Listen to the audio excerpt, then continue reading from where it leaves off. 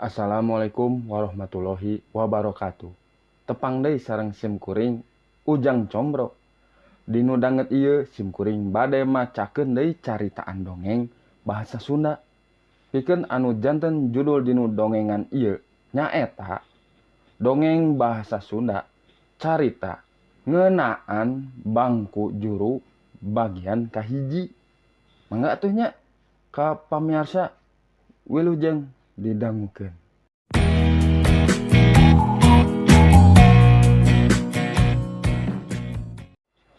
Dongeng bahasa Sunda carita ngeunaan bangku juru bagian kahiji. Handeueul mimitina mah ka bagian bangku anu juru teh. Hanjakal kaberangan. Ari heug eueuh deui bangku anu kosong, nya kapaksa we dipilih. Sabangku jeung Maman Sarman budak bager tapi rada telat ngarti kana pelajaran. Pikeun kuring sabangku mah jeung sasaha oge henteu nanaon. Ngan ka bagian bangku juru jajaran panghareupna rea rugina katutup pamandangan. Henteu siga di tengah komo bari di tukang bisa netep hana anu rambutna panjang galing, bisa ngarep-ngarep rani ngaliuk heug tuluy imut. Imut rani mah anu matak ngageduk kana angen tea. Ari ieu bangku di juru bari bangkuna oge rea anu molongo jeung pinuh ku curat-coret henteu puguh. Atuh ayeuna mah unggal nulis teh kudu ditilaman ku buku. Kuring sorangan resep teu tulisan lamun aya guru talat asup atawa aya halangan tea. Mimitina mah pedah hujan ampir unggal poe. Sakapeung ti isuk-isuk geus girimis. Untungna teh peuting kajadianana. Kelas kuring kelas 2A runtuh. Geus lila nu bocor mah aya. Tapi diantep. Ari gebru teh runtuh. Atuh jadi berita di koran. Kuring sabatur-batur dipindahkeun ka kelas 1A. Kelas kuring ka bagian asup isuk-isuk. Kelas 1A bagian beurang. Bangku teh panjang da keur 2 tapi kolongna mah sewang-sewangan. Tapi kolongna mah di tengahna aya sekat. Di kolong bangku kuring mah tara kosong. Pasti we sok aya lambaran-lambaran kertas kosong. Lamun aya guru teh teu ngajar, kertas teh sok ditulisan atawa digambaran. Ngarang sajak di SMP keneh kuring mah resep. Tara disimpen di kolong kertas anu geus ditulisan mah. Tangtu we bisi dibaca batur. Era hiji poe keur nungguan Bu Santi, guru bahasa Inggris. Kuring nulis sajak cek beja. Bu Santi moal asup dah aya kapentingan ngadadak cenah ka dinas pendidikan. Jadi rada nyase tulas tulis dina kertas kosong teh. Komo kakara kamari kuring lalajo film. Ada apa dengan cinta anu kaduana? Jadi ulang nulis sajak teh ngeunaan cinta. Ngan saacan sajak anggeus aya anu mukakeun panto. Horeng teh Bu Santi. Kuring gancang ngasupkeun kertas salambar ka jero kolong bangku. Tuluy ngaluarkeun buku paket bahasa Inggris. Lamun teu kitu teh heug kanyahoan henteu keur mukaan buku paket bahasa Inggris. Bu Santi mah sok nitah ka hareup. Bari terus ngajak ngomong ku bahasa Inggris. Daripada disengseureikeun ku sakelas, leuwih hade rikat beberes. Rengse pelajaran bahasa Inggris ditumbu ku pelajaran biologi nepi ka bel bubar sakola. Poho we kertas salambar teh henteu dibawa ti jero kolong bangku. Isukna teh inget deui kana sajak anu acan anggeus teh. Bahasa Padadang, guru matematika telat ka kelas. Da aya anu penting diobrolkeun cenah. jeung kepala sekolah. Rada ngahuleung sabada ngaluarkeun kertas si sajak teh. Di kaca tukangna bet aya anu tulisan nama pondok. Sae sajakna abdi oge resep kana sajak. Cenah ngahuleung soteh. Saha anu wawanian ngondokan kolong bangku. Bari terus maca tulisan kuring. Maman gideg basa kuring nanya. Nah aya nu diuk dina kursi kuring kitu saacan asup sakola tadi. Nah aya naon kitu? Cek maman kalah malik nanya. Henteu naon ngan aya nu nulisan kertas kuring we. Anu asup beurang meureun kelas 1A.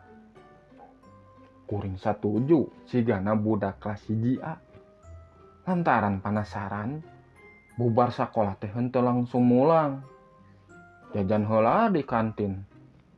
Basa kelas 1A geus arasup kuring noong tina kaca.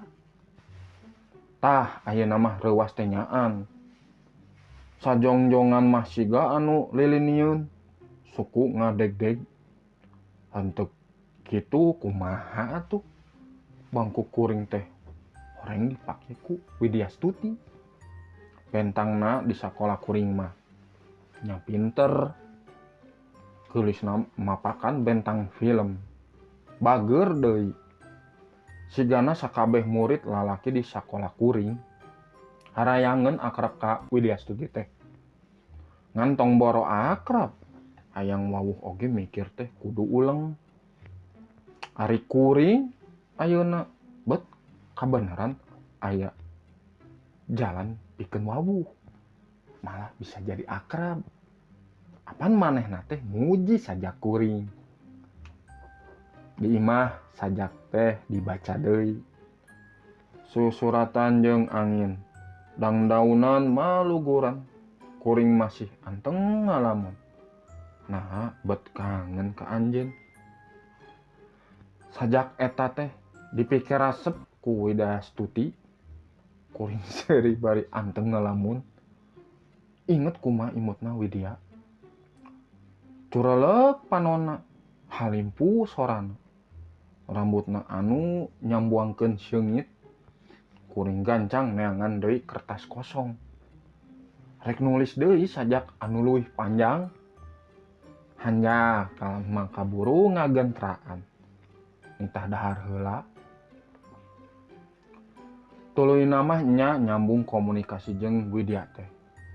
Unggal isuk barang nepi ka kelas, kuring gancang ningali kolong bangku. Pasti aya tulisan Widya. Nah, ngomentaran sajak kuring. Nah, manehna oge nyimpen sajak anu ditulisna. Hasilna kuring kungsi dititah ngerjakeun soal dina borku Bu Santi. Lantaran cenah ti tadi kuring ukur sura-seuri sorangan. Malam minggu naha kenging mangka bumi cek kuring dina kertas salembar. Teuing anu kasabaraha kalina silih kirim tulisan. Entong hoyong pendak mah ameng ka dieu wae atuh pasasonten. Tabuh 5an. Bales Widya dina kertas eta keneh. Tang tuwe kuring atoh lain meumeusan. Hayang namah ngakurowok ngarah batur saklas nyarahoun. Batur sasakola nyarahoun oge leuwih hade. Poe eta kuring 2 kali disetrap lantaran cenah ulang-ulang sorangan.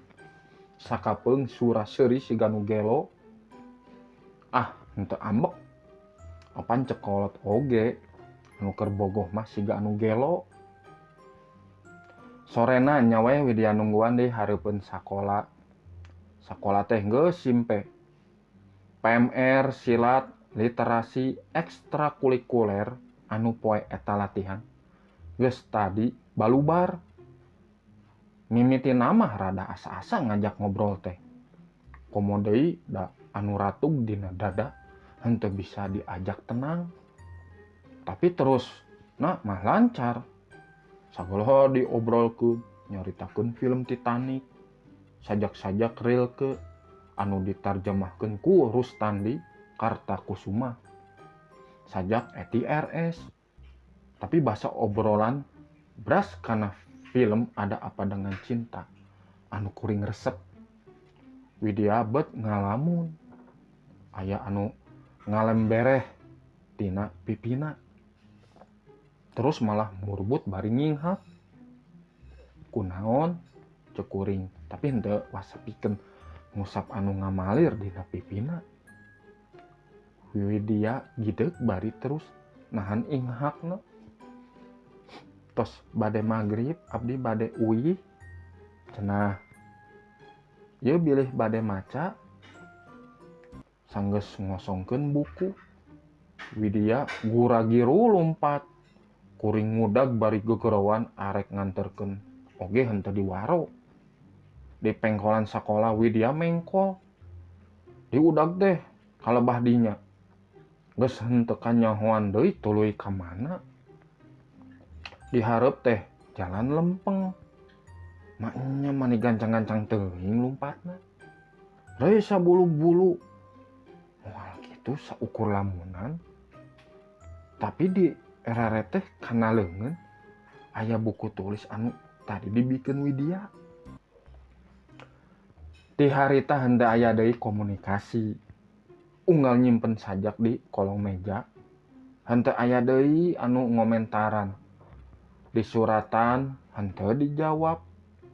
Malah hiji poe bahasa ngahaja megat Widya balik sakola. Rada ngaheab awak teh. Geuning geus aya anu nungguan. Si Wawan. Kelas 3D meni akrab ngobrolna teh. Malah terus jajan enteh kotak. Hiji kuduaan. Balikna Widya dibonceng. Di jero dada kuring siga aya anu kahuruan. Isukna bismillah we rek ngontrog we ka Widya. Ngahaja bubar sakola teh henteu mulang. Jajan baso wae di kantin. Api-api maca buku. Tapi da pikiran mah teu ngalayang ka mana. Waktu bel istirahat di sada gancang ka kelas 1A. Rek ka kantin Widya. Teh jeung batur sabangkuna. Ngan ku kuring dipegat. Sieun katingali nama Widya teh. Da kuring negor semu amek meureun. Tapi sanggeus ditinggalikeun buku tulis eusi sajak-sajak manehna. Widya daekeun diajak ngobrol duaan. Ieu mah sanes buku abdi, tinggal we namina. Widya Astuti. Nami abdi mah apan Widya Astuti. Tiasa ngantosan abdi uih sakola. Muhun antosannya kuring ungek. Ambek teh henteu budal atuh. Ongkoh deui dipikir deui nah kudu amek sagala. Kabogohna oge apan lain kabogoh kuring. Balik sakola oge Widya mah nyamperkeun deui. Wawan oge anu nungguan ti tadi malah milu nyamperkeun. Kenalkeun, ye Raka abdi, cek Widya. Wawan imut bari ngajak sasalaman. Tangtu we kuring tadina rada panas hate jadi era. Untung we Widya jeung Wawan henteu apal naon anu aya dina hate kuring. Urang kabumi we atuh. Ngarah ngobrolna rauseun, cek Widya deui. Wawan rada kerung, dah meureun henteu ngarti naon masalahna. Kuring unggeuk we satuju. Mimiti nama kuring henteu pati ngarti.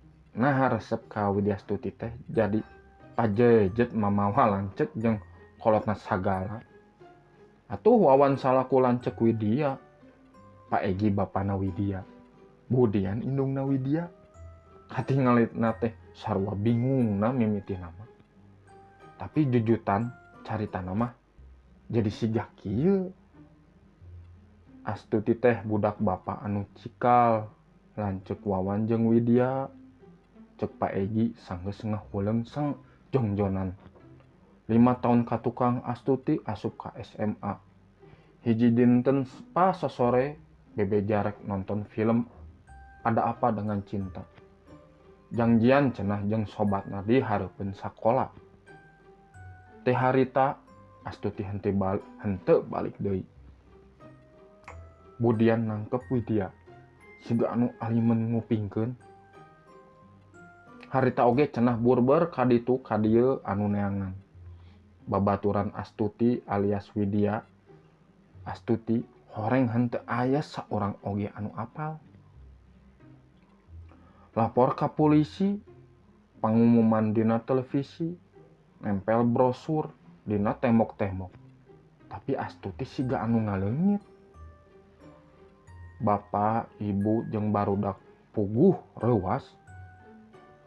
Asep saurna kenal ka Astuti. Malah sok komunikasi. Kumaha dongengna? Balik teh, bari hulang. Lamun henteu kaalaman mah asa moal percaya.